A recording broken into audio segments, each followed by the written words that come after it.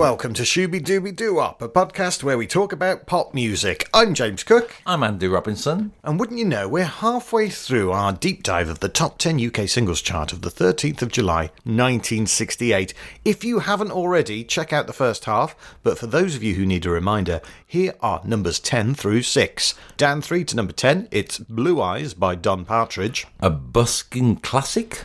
Up 2 to 9, Yummy Yummy Yummy by Ohio Express. A bubblegum treat. Up 1 to 8, My Name is Jack, Manfred Mann. A complicated song about a hippie hostel with a protagonist named Jack.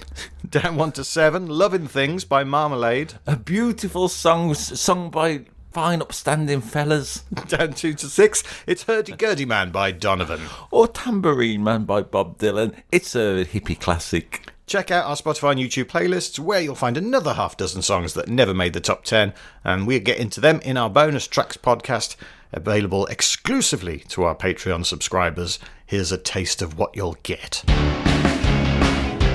It sounds like, you know, one of them bloody self-help podcasts. I loosened my tie and I felt what it feels like to breathe. Yeah.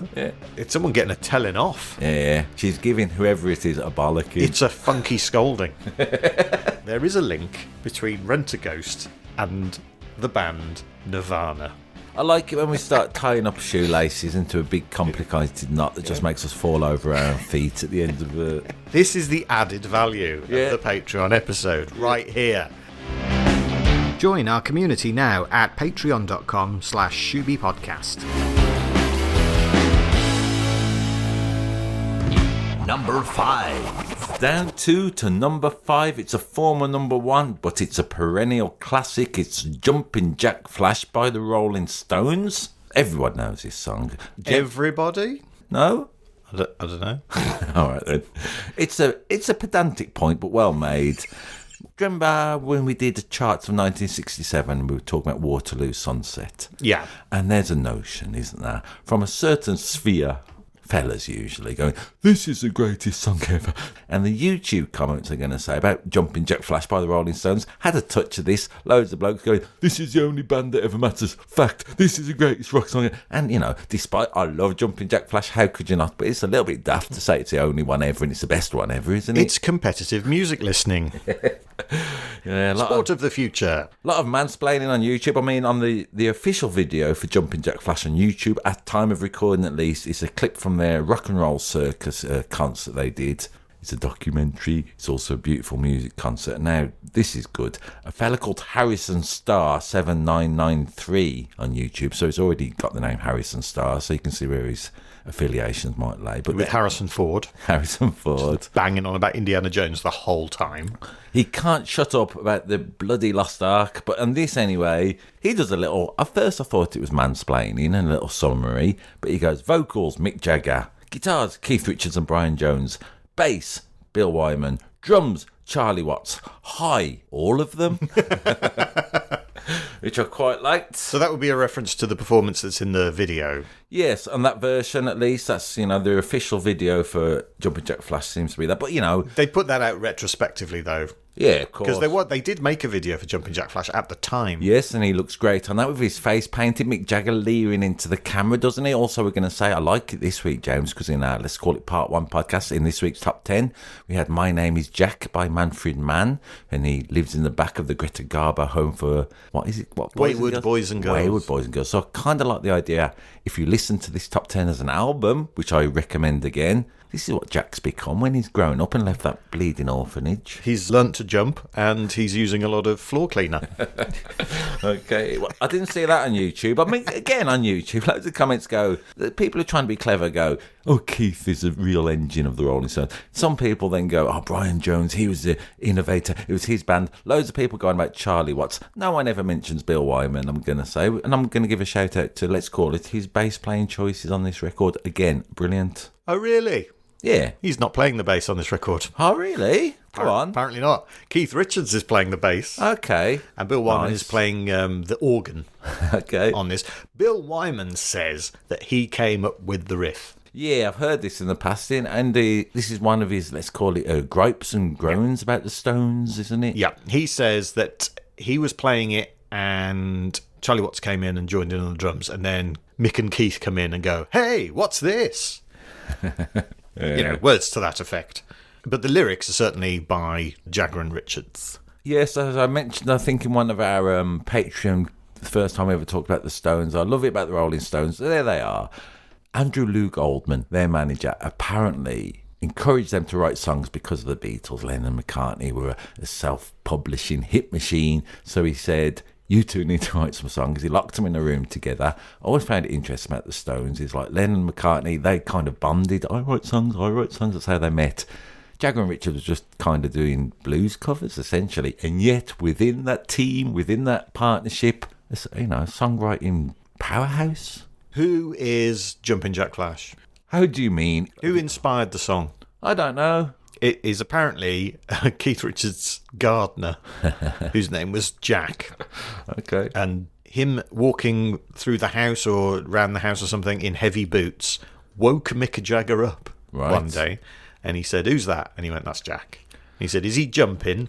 This is the story of how they come up with the title. Okay. And then the rest of the song comes from that. I mean, it is a song that clearly the Rolling Stones love because they have played it over 1,000 times. I can believe it. Do you know, James, I was lucky enough to see Rolling Stones several years ago at Old Trafford, right? They opened with this one. So you're thinking, how good do you have to be to spunk away Jumpin' Jack Flash at the beginning of your set? Yeah, start with a crescendo and build from there.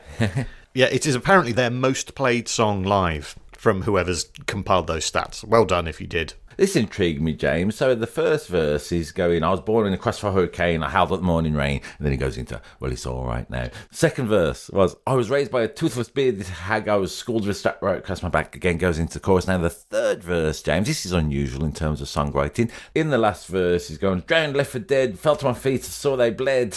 You kind of expected to go back in the chorus, but no, he carries on. I frowned at the crumbs of the crust of bread I was with a spike right through my head. Now, look, it's unusual in songwriting to make the third time you hear the verse twice as long. That's usually what they do at the beginning and then cut it down for, let's call it, momentum's sake and speed. But I never noticed that till this week. Well done, Jagger and Richards, for that little break, and let's call it songwriting tradition. The first line being born in a crossfire hurricane, Yep. It is thought that that is about the fact that Keith Richards grew up during the Blitz. Okay. I like the little, let's call it a clarion call. Watch it at the beginning. Watch it. Watch out. Is that what he shouts? Something like that, isn't it? Well, Sounds like I that. thought it was 1, 2. Okay, whatever it is, it's exciting. It is 1, 2, according to the internet. Or, on another site, it is watch it. Yeah, all right. It doesn't matter. Debate rages.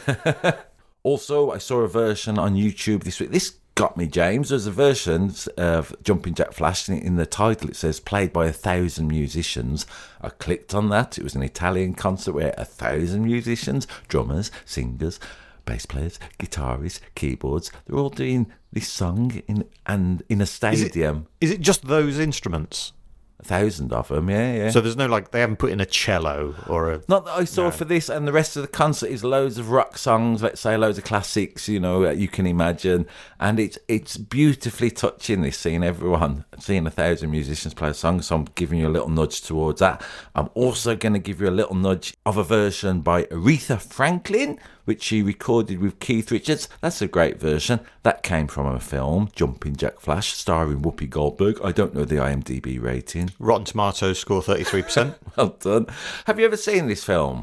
I saw it when I must have been about 11 or 12, Yeah. maybe. When it was on video. We got it from the video shop. Okay. It came out in 86, so it would have been a couple of years after that. Yeah. And when we rented movies from the video shop, we just watched them like loads until we had to give them back. So I'd have watched it 3 or 4 times, probably back to back. Well, and I remember it very fondly. Yeah. And I spoke to my wife this week. I said, did you ever see the film Jumpin' Jack Flash? And she said, yeah, I saw that when I was growing up. I said, what did you think? She said, oh, I really loved it. And then she went, but I watched it a couple of years ago because it was on telly and it doesn't hold up. So I was going to watch it again, and then I decided not to bother. Fair enough. I mean, it's a beautiful version that Aretha sings, a theme song of this film. I like it at the end. She shouts, hallelujah, which is always appealing, and you do feel at the end of this version that some praise to God should be acknowledged at least.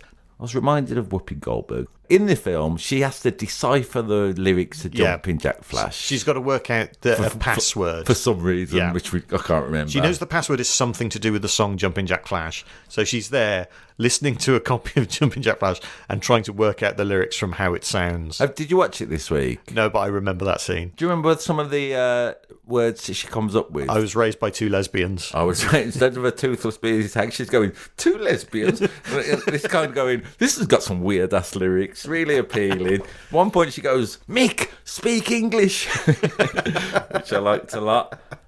She says cauliflower cocaine instead of whatever that would be. Crossfire hurricane. All pretty good. Do you know who Jumpin' Jack Flash is in the movie Jumpin' Jack Flash? No. It's A gardener? It's Jonathan Pryce. Okay. Who was... In the movie, he's a spy. Yeah. What's he been in? Jonathan Pryce? Brazil? Yeah, Evita. Evita? I don't know. I mean, we just talk about Whoopi Goldberg doing Jumpin' Jack Flash, isn't it? Because you know this song. It's it's all right now. In fact, it's a gas. It's almost Arabic or very old archaic classical. The chord setups you could only hear in Gregorian chants or something like that. Are they your words? Not my words, the words of Keith Richards. Okay, great. He said, you jump on the riff and it plays you. Levitation is probably the closest analogy to what I feel. It makes him fly, Andy. Yeah, man. Well, it's got about it. I'm also going to say, James, because we've mentioned it in the past when we talk about songs and records. You have a thing, don't you? What's your view on a fade out on Cop a singer? out. You think it's a cop out, don't you? All right. Have a proper ending. All right, then. Now, when they... Boom. So you would like Jumpin' Jack Flash, it's a gas. You'd like it to end, Jumpin' Jack Flash. You'd prefer something like... You'd like that ending. Then the song is perfect. All right, then.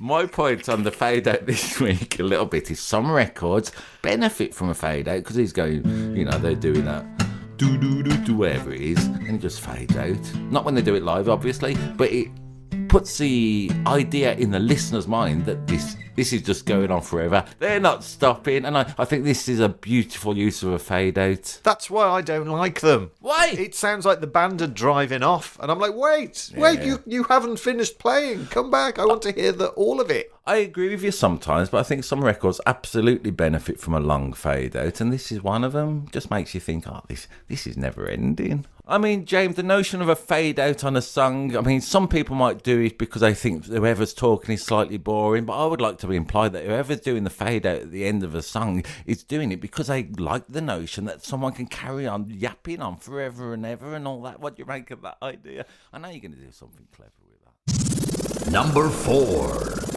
Up 4 to number 4, Yesterday Has Gone by Cupid's Inspiration. The original of this song is not on Spotify, but we have found it on YouTube, so it is in the YouTube playlist. On the Spotify playlist, there's a re-recorded version. Yeah, it's not as good, the re-recorded version. I would agree. On YouTube, comments, loads of people are going, for God's sake, Spotify, please put up the original. But, it's still pretty good, the re-recorded version. Have a listen to remind yourself or familiarise yourself with the song.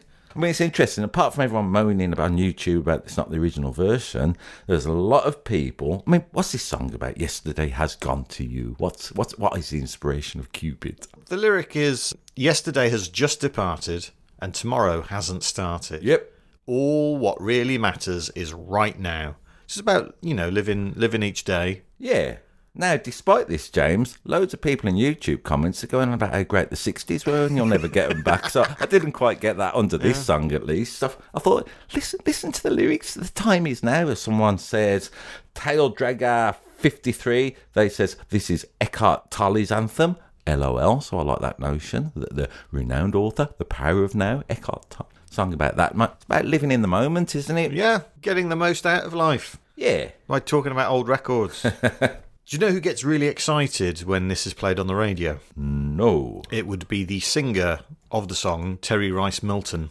Okay, why? On his Facebook page, it's just loads of hip posting, hey, we were just played on radio too, and stuff like that. So yeah, he's on Facebook. I messaged him. He has not replied. Right. You're the only person he doesn't want to reply to. I mean, there's some great lines in it, give your life a chance to open wide, just give in to what you feel inside, lovely. You should live a lifetime in each minute, take the sweetness home within it. It's just got that general spirit. It's all written on a wall in someone's kitchen. I get you. You're saying it's one of those live life, love. Yeah, type I mean, it's things. better than that, but Yeah, it's that kind of, come on, guys, live for today, yeah? Live in the moment, which is all very well. yeah. But I have got to plan for tomorrow as well. Okay. I like And I your, have got to apologise for what I did yesterday. I like your pedantic streak. I mean, this is a bit of genius in this song, I think, songwriting-wise, James. Now, the melody. Yesterday has soon departed. Listen to this. Lovely major seventh. All that really matters is right now. Yeah, lovely chords underneath that. Now, the second time of the second half of the melody of the chorus, it's the same melody, but they change the chords underneath. So the second time it goes, then listen to this. That sad, to be parted. Same melody, but different chords. And it leaves you, despite the anchoring nature of the lyrics and the melody, what's underneath it changes, a little bit discombobulating. A great bit of songwriting, whoever wrote it. Written by the former accordion player for the Three Chuckles, What? Teddy Randazzo, Oh, yeah. and his then wife, Victoria Pike. Okay. Yeah, he wrote about 800 of the songs, Really? including Going Out of My Head. Don't know that one. No, nor me. I hoped you did. Ironically, it's gone out of my head if I ever heard it. Originally recorded by Little Anthony and the Imperials. Yeah, there's a version of that on Spotify, and Mark Allman's done a version, if that's more your bag. Johnny Arthur, I learned on YouTube, he arranged loads of 60s hits. It's got that kind of thing we were alluding to with Everlasting Love, haven't we? It's got that feel to it, classic 60s pop, let's say. I was absolutely floored when we were in the studio and there was a 43-piece orchestra. Are they your words? Not my words, the words of Terry Rice Milton, the singer. He said, I was absolutely blown away. I said at the time, if we can't do anything with this song, we don't belong in this business. Right, yeah, because it's such a good song. I get it. It's got such a beautiful sentiment. Sandy Hart, 5179, she said a few years ago, I am married to the guy with all the hair, still playing and going strong. So that's nice, isn't it? That So which guy's the guy with all the hair? Because it's the 60s. They've all got all the hair. I guess whoever's, I don't know which one, guitarist, I think. It doesn't matter anyway for the notion of this. Because there she is, I'm married to the guy with all the hair. Going on, loads of people getting, he's great. Oh, maybe he got all the hair in the sort of breakup settlement. Yeah, he walked away with all the hair. It's like, you can have the songwriting credits, but I'm having all the hair. All right then, well, Get shaving. everyone's saying, well done, Sandy, they're great, I love this band. But then this fella, Paul Andrew, 5594, says, interesting information, Sandy. I can see that your lead guitarist husband is called Jeffrey Hart. Do you still live in Stamford? Now, predictably, Sandy Hart goes a little bit quiet after. It's something kind of weird about that thing. But anyway, Might steal your washing. I've been a bit silly because later on she goes on to post that unfortunately Jeffrey Hart's died, and and then I'm going to say it's a good part of the internet because she gets loads of love then, and loads of people saying this song meant a lot to me, thank you, and all that. So I hope you're all right. So pretty. Sometimes the YouTube comments I find a beautiful place. I mean, essentially, it's people going on about how happy they were, how much they love that song and that. So, you can't argue with that, can you? Terry Rice Milton, the singer, left in 1970 and a new singer came in and then brought in an entirely new band. So, as recently as 2019, there were two versions of the band Cupid's Inspiration gigging. There was Terry Rice Milton's Cupid's Inspiration and Bob Poole's Cupid's Inspiration, but either they've both stopped or neither of them knows how to update a website. Fair enough. If mine and James's recommendations mean anything to you, I would heartily recommend you listen to this. It's got a beautiful spirit to it.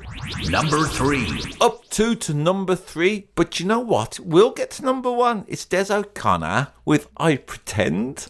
I didn't know this song this week, did you? No, I only knew Dick-a-Dum-Dum, which is a banger. When we talked about part 1, James, we talked about how would you explain Janet Street Porter, didn't we? Yeah. Good point. How would you explain Des O'Connor if you didn't know him? I mean, I feel he's in the people, let's call it our age, warp and weft a little bit, isn't he? Yeah, he was. Well, originally he was a comedian. Yep.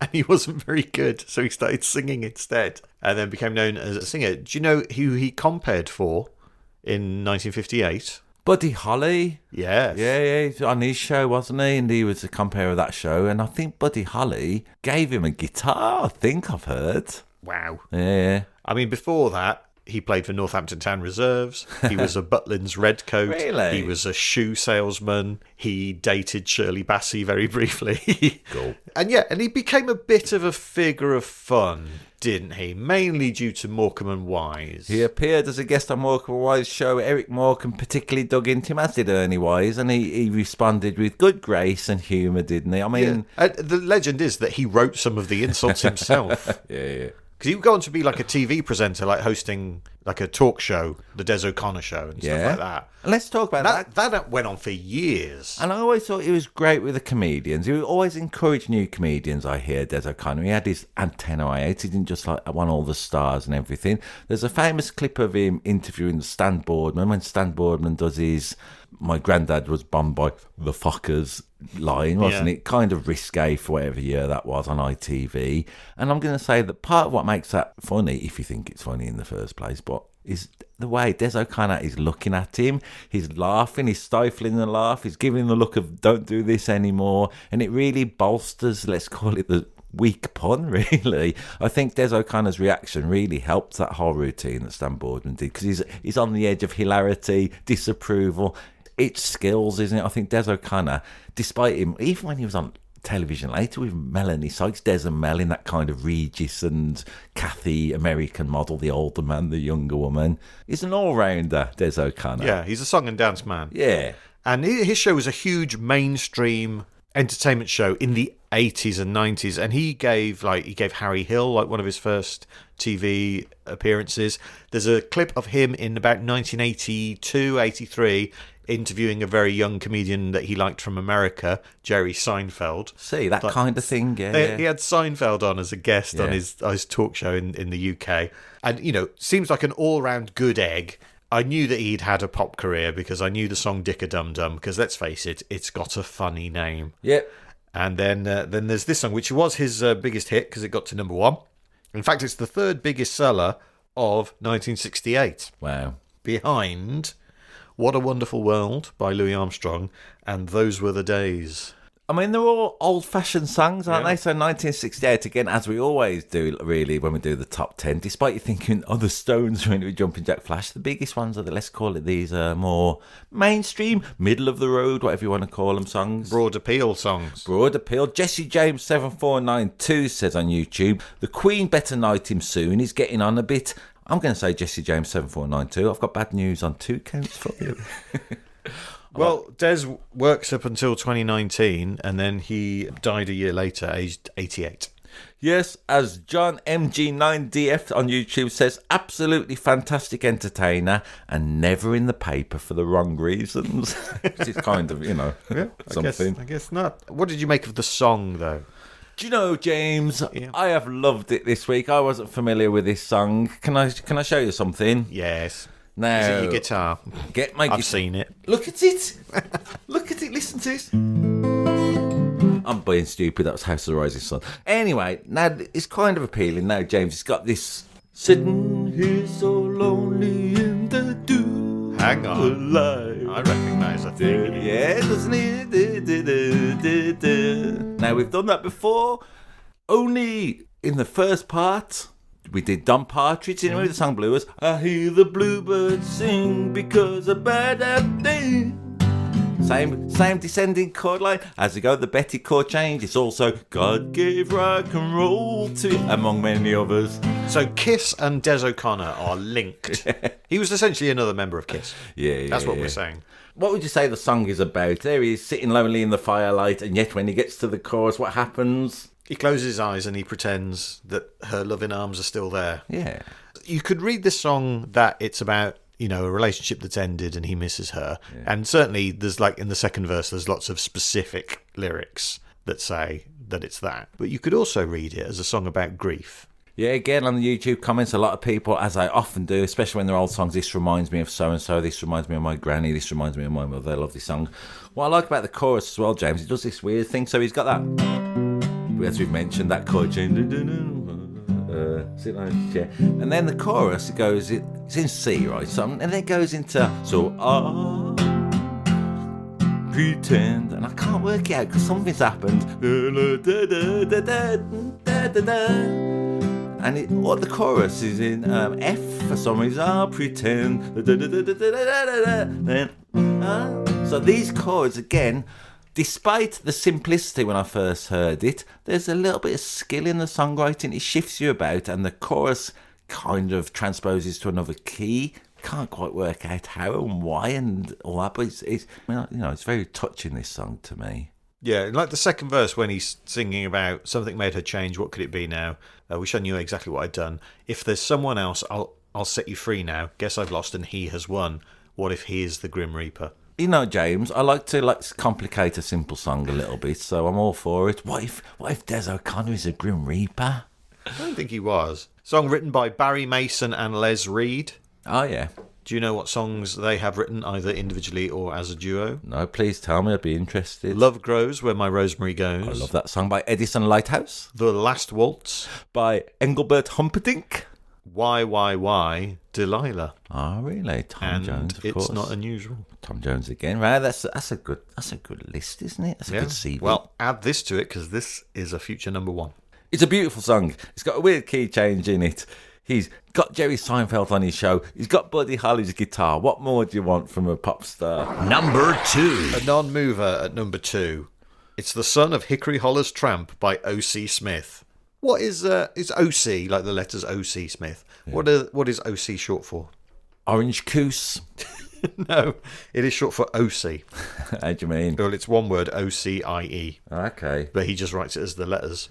I didn't know this song. You know, James, at the end of this podcast, sometimes we say, what's been your favourite this week? Yeah. I'm putting a call in early for this record. I fucking love this record. But I was going to put a call in for well, this song. Here we go. I was going to say, this is now on my karaoke playlist. Absolutely. It's on my playlist. I didn't know it. I wasn't familiar with it. What a treat. What a song this is. Nip over to Spotify now or YouTube. Go on, tell us all about it. So, it gets number 2 in the UK, only gets number 40 in America, where O.C. Smith is from. It's got a key change in. Thought I'd just get that early, sorry. It is a sort of Northern Soul banger style. It wouldn't have been called that in 1968, though. It would have just been a soul record. I don't know if it's Northern Soul. I mean, it's got that sort of swampy New Orleans vibe to me. Because this is a cover version of a country and western song. Yeah, I had a little look around at other versions. It's surprising. This is by far the grooviest. Yeah, it's written by Grammy Award-winning country musician Dallas Frazier. Dallas Frazier, born in... Dallas, Oklahoma, but raised in Fraser, Bakersfield, California. He'd go on to become a minister in Dallas, Fraser, Tennessee. So. He doesn't record the original. The original is by Johnny Darrell, recorded in 1967 as a country and western track. It goes on to be recorded by Merle Haggard and Kenny Rogers and Johnny Cash and others. Yeah. But this is the funkiest version of it. As Neville O'Luffson 4009 on YouTube says, this song is a rip-roaring, stomping, tear-it-up, heart-ripping, tear-dripping, soul-wrenching, wonderful song singing extravaganza. I mean, not far off, is it, Neville? It is. Should we talk about the lyrical content of the song? I mean, it's what's this song about? It is about being the son of Hickory, Holler's Tramp. What, someone who just lives in a bus shelter? You would imagine, wouldn't you? What I like about it is at the beginning, especially, before we get into the lyrical content, it's got this kind of a riff of a... something like that, lovely. Reminded me a little bit of a Who's Gonna Help Brother Get Further by Alan Toussaint, or Lee Dorsey sang it, I think he wrote it. But so, again, you know, you're feeling it as it starts. And the opening lyrics, which are, James... The path was deep and wide from the footsteps to our cabin. Above the door, there shone a scarlet lamp. Lovely old language, isn't it? Despite, let's call it the grooviness, the path was, you know, all this stuff above the door. It's got this kind of old-timey ballad-type writing. And then it goes on to explain who's knocking on the door and why is there a red lamp above the... Well, it's a stranger. It's a bleeding stranger. Not a delivery guy. Yeah. Not going, sorry, have you ordered Just Eat? Not doing that. O.C. Smith opens the door to this stranger knocking on it and says, I'm the son of Hickory, Holler's Tramp. And then the second verse, he goes, a little bit of a time shift, Dylan-esque. The weeds were high, the corn was dry when Daddy took to drinking. Him and Sally Walker, they upped and ran away. So something's happened. The dad's gone, hasn't he? So Sally Walker, though, isn't it? And so what'd she do? Mama shed a silent tear and promised 14 children, I swear you'll never see a hungry day. I mean, there are stock lines there we could do as compares What do you about mean? having 14 kids. Bloody hell, love. It's your fanny, not a water slide. Blimey, O'Reilly. Makes me feel a lot better about my silly marmalade comments from part 1. So he goes on, and it goes about daddy left, the destitution came upon their family, no neighbour volunteered to help them, so the mama, she raised a full-grown man. How did the mama earn her money, James? She would cuddle people. She'd give people a special cuddle, hence the title, I'm the son of Hickory, Holler's Tramp. First time I heard it, I thought it might be the dad. It's about the mother in it and the reputation she may have keeping her children fed and alive. It's akin to Gypsies, Tramps and Thieves, which is a kind of similar lyrical area. It's a Even though, and it's the neighbours, much like in Gypsies, Tramps and Thieves, it's the other people in the town. They're the problem, they're the judgy ones, and they're the ones who didn't come to help. Yep. So where do they get off? Where do they get With their finger pointing. Hopefully not with the son of Hickory, Holler's Tramp. I mean, the last verse goes, last summer Mama passed away and left the ones who loved her. Each and every one is more grateful for their birth. And each Sunday she receives a big bouquet of 14 roses with a card that reads, the greatest mum on earth. So this song, again, referenced in YouTube lyrics, it's got a lot of love for people saying this is a song about a mother and what she had to do. It certainly rang bells with me, I'm going to say. Not because my mum was a prostitute, but, you know, the chicken dumpling thing my mum worked in at KFC, Kentucky Fried Chicken back in the thing to raise us. I had no father, as I've alluded to. So, you know, I sort of, on an emotional level, this song spoke to me as well. It's a celebration of sacrifice. And I'm not being funny, but I've got a mug that says I'm the best dad in the world. Right, yeah. And I didn't have to do any of that shit.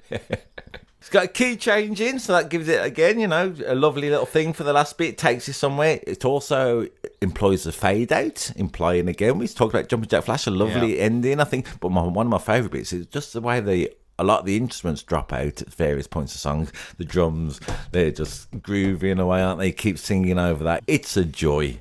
Just a little bit more on O.C. Smith, please. For you. He used to sing with the Count Basie Orchestra, I learned on YouTube, so that's interesting. That's true. And he was about to be dropped by his record label, and then this was a hit in the UK, and that bought him some time. He'd go on to become a pastor in Los Angeles. He died in 2001. He rose to fame when he appeared on Arthur Godfrey's Talent Scout TV show, which we have spoken about before. Oh, really? And it's that, remind me. It's that talent show that, like, everyone was on. I'll say this for this song. It is a lot of fun to belt this song out. Yeah, man. I've been singing this in the car all week. Yeah. Do you know, if I'm being slightly overdramatic, it makes me almost glad we do this podcast. I thought I've learned that song at least from it, and loads of others. Please check out our past content. Putting together the top 10 that we were going to do, and I saw number two, the son of Hickory, Holler's Tramp. Why haven't I heard of this song? Yep. I'm surprised with myself. My hipster pride was shamed this week not knowing this. I would love to have heard the version of Elvis or Tom Jones do it. Not so much the country version. It's so groovy. Imagine Tom or Elvis singing this as well. It'd be great. We've got O.C. Smith, though, so, you know, he's plenty good enough. I read on YouTube that the Wrecking Crew play on it, Carol Kay's on bass on it, all that sort of stuff. So, again, you know, not only is it a great song, great vocals, great words, great lyrics, great use of language. It's also got the bleeding Wrecking Crew on it. The UK's number 1. It's a non-mover at number 1. It is Baby Come Back by the Equals. Banger. I mean, literally a banger. It's got that relentless beat, hasn't it? Let's do it. I mean, there's essentially two parts to this song. The first bit is, of course, the riff, which for some reason reminds me of Crossroads. Yeah, it's kind of all right. So that's going on all the way through, yeah. And what I like, James, we discussed this once. For the verse, do you remember when we talked about it in one of our Patreon, we talked about the Shed 7 song, and you were all wanted to know about a certain chord, didn't you? Yeah. And that song we were doing, She Left Me on Friday, with that song. And then we talked about the way it introduces itself back in. The fifth chord, the dominant chord, as I think I said, the purpose of that chord really is as equivalent to a bloke wearing a big golf sale sign. We are going back. That's going, we are going here, home, yeah? Mm-hmm. Now, what I love about part of the Dumbo nature of this song, so he's going, come back, you know, whatever. But then the verse stays on that fifth dominant chord again. Baby, I'm flirting, do do do do do do, and you, and all this. You think you can feel it coming, can't you? Yeah. Where's it going? Do, but it stays there for ages. Ooh, where's it going? Ooh, come. So simple, so effective, so But that was joyous. That was so much like the beginning of Yummy Yummy Yummy. I get ya, yeah, that kind of. But they would stay in the same key. They'd go, yummy, yummy, yummy. I've got lots of, but they're not doing that. That whole thing is going back home. Ironically, unlike his baby, which is nowhere to be seen in the home tradition. It's a standard pop topic, isn't it? Please come back. I'm sorry. We do one of them every week in some form or other. This is going to fill the dance floors of 1968, isn't it? And later, when UB40 did it, of course, they did a version, didn't they? Pato Banton. With UB40. With UB40, yeah. I mean, like all Which was also a number one. I like all the, all the all this kind of ska. The Rude Boy.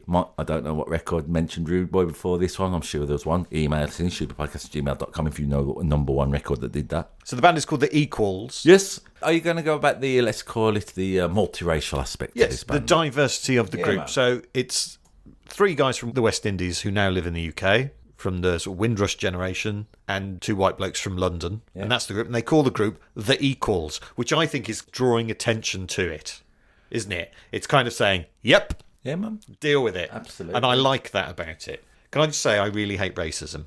Just get that out. Oh, yeah. Are you one of them? I'm one of them ones who doesn't like it, That makes you sound like a good person. doesn't it? Patreon.com/Shooby Podcast. Online, they do talk about the Equals in terms of that. A lot of people saying this was the first multiracial British group. Okay. And it certainly was the first one to have a number one. And then there are people who are going, well, actually, Georgie Fame, there was a black guy on bass guitar or something. And you go, well, all right, well, we're getting into the weeds a little bit. They called themselves the Equals. They were making a point of it. And I love the fact that this got to number one in 1968. Yep, we should mention, have we mentioned that it's Eddie Grant yet? Oh, yeah, it's Eddie Grant, yeah. Now, we talked about Eddie Grant in whatever that year that was, 1982. Yeah, with his number one, I Don't Want to Dance, which was apparently a rejection of, let's call it the UK and its political beliefs at the time. This song hasn't got that complexity as it's about his baby. Like I say, it's a Dumbo song. The notion of the come back, you don't need to say anymore. It's a desperate man asking his baby to return. A million seller in the UK, this. Originally, though, a B-side. Really? Yes. The legend is that there was a disc jockey in Germany who was playing the A-side and stopped it halfway through and turned it over and put the B-side on. And just went, this is better. Yeah. And then it sort of caught on. So then they re-release it as a single in its own right. And he's hugely successful. The group is Eddie Grant from Guyana, Dervin Lincoln Gordon from Jamaica. And apparently, Eddie Grant built his first guitar in woodwork class. When Brian May talks about his dad helped him, I always get the impression that Brian May was a bit of a posh boy. And, of course, he lived in a family where they could fashion a guitar. Like the notion of Eddie Grant like doing it when he should be doing, I don't know, an ashtray or whatever it is. Like Guitar's much harder and much more useful, I would argue. Because it's got a hole in it, so you can put your fags out in that. A version of the Equals are still touring. The only original member is Pat Lloyd, the rhythm guitarist. But the group has contained former members of the Kinks, Heatwave, and Groove Armada. Great. At various times. So they're still going. And, this song it's in British culture. Yeah. And from one listen, it's in your head forever because it's so simple and so hooky and so catchy and so memorable. I was looking on YouTube comments, loads of people loving it, James, predictably. A fella called Felix Morales. He goes into, this is by Eddie Grant, born in, where did he say he was born? Guyana. Yeah, he does a lot of this stuff. I thought, fair enough, all good stuff. James will do a bit of that, I doubt. And then he goes on at the end. Also, he says he pioneered ring bang. Have you heard of this? Sounds absolutely disgusting. Doesn't it? Eddie Grant. So I learned this from YouTube comments. So I thought, what the hell are you going on about Felix Morales? Ring bang is, on Wikipedia. Be careful how you Google that. It's a Caribbean fusion of music genres propounded by Eddie Grant in 1994. Now, get this right. Eddie Grant says about ring bang that he kind of made up. Ring bang is the thing that makes the soul quiet, that in a musical concept is rhythm. A child is given ring bang when a mother rocks it in her arms. Ring bang allows the slaves to communicate. Ring bang is a bridge that allows us to stop being insular. It is a concept predicated on our being able to communicate with one another. Yeah, but what is it? All right, then, I don't quite It's kind know. of some weird ethereal thing that can be related to loads of stuff. I think what Eddie Grant is implying, James, a little bit like Sammy Davis Jr. did in the song from Sweet Charity, that ring bang is a rhythm of life, if you like. It goes on about the child being rocked, but allowing slaves to communicate. I'm going to call it the hum, the drum, the thrum of the universe vibrating. And Eddie Grant gave it a name and claimed it. Yeah, but what is it, though? He says that the word ring bang comes from vocalist scat singing ring a ring a ring bang. He chose the word one day in 1993 while standing and recording engineer Frank Harrogate's backyard in Trinidad. That's from my memory, not from Wikipedia. Please don't double check. Do you know what this is? Go on. That's a ring bang. You're That's banging me your banging ring. my ring against my wedding ring, I should point out, against the table. All right, I'm so like Eddie Grant, me. he trademarked this word anyway. and going on about Have I got it. to pay him now for doing that? Yeah, that's man alive. that's the least of our worries, let's be honest. So I suppose I liked it anyway. I learned something on YouTube, and I kind of like Eddie Grant at least. I mean, it's the thing, we've talked about it in the past, let's call it the music of the universe, when we're being a bit pretentious. I think more me than you, to be fair, but nonetheless. Yeah, it's definitely you. Yeah. And if this is in the musical universe, I'm delighted, because despite its simplistic nature, they are equals, and it's a gem. So there we have it. The top 10 from the 13th of July, 1968. And what a great top 10. It was wonderful. Great to hear those songs. Please do check out the Spotify and YouTube playlists. You will be rewarded for spending the time doing that. This is usually where we say which is our favourite song from the top 10. I mean, we've both already said it's O.C. Smith, the son of Hickory, Holler, Tramp. So should we pick a second best? Yeah, I mean, let's just have a general, like I say, we weren't alive, 1968. I kind of admit I went into it thinking I'll know loads of these songs. I didn't. I only knew 3 of them. I kind of imagined it'd be more rock-centric, if you like, more for the, let's call it the dad rock type stuff. Yeah, it's loads of variety, loads of joy, loads of optimism, and a hurdy-gurdy going on throughout it. I mean, My Name is Jack has burrowed its way into my brain, and Great I don't know song. if it'll ever bloody shift. Yeah. I don't know how I feel about that. Yep.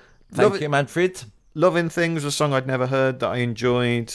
This has got Jumpin' Jack Flash on it, and we're saying that's not the best song on the top 10. Wow, we're familiar with it, but I get ya. It's being a gas, though. They never specify which gas. That's true. What a great point to end us talking load of bollocks like 1968s. I would like to thank all the artists involved for recording these songs. I would like to thank the record buying public for putting them in the top 10. And mainly, we'd like to thank you for listening. Yeah, thanks very much. If you would like to join our Patreon community, we have another episode about the chart from this week, but it features songs that never get into the top 10, and there are some bangers on that and some weird stuff as well. Until then, Shooby Dooby Doo up. bop bop shoo up.